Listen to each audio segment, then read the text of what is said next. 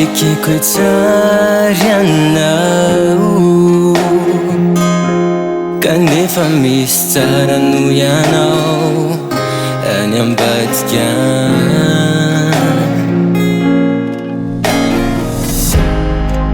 fa mbola fitiavako aminao avy avy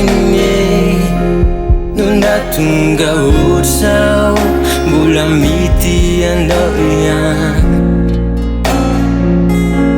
kanefa raha nditranao na ntoetranao tsy mendrika an'io tiavine fa raha mifihetsika aho ny mombamombanao tsy tokony ho alaina vady anao fa zany hoe miafy aho anao de mbola tizade mararao tire azy andrasana ho lasa vao anenine fa zany hoe miafy aho anao de mbola tizade mararao tire azy andrasana ho lasa vao anenine sa ho taraiky ianao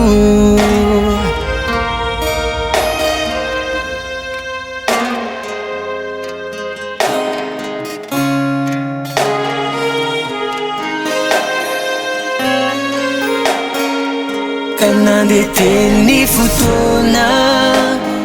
tsika niaraka foana fo efa nampanantena ianao hoe miaraka foana isika roe kanefa indrisy nivadika ny tantara fa nahita tsaratsara angavy anao hoe de nanjary namadika palitao hoe kanefa indrisy nivadika ny tantara fa nahita tsaratsara angavy anao hoe de nanjary namadika palitao hoe fa zany hoe miafy aho anao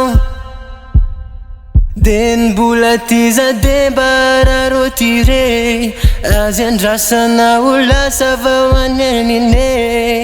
fa zany hoe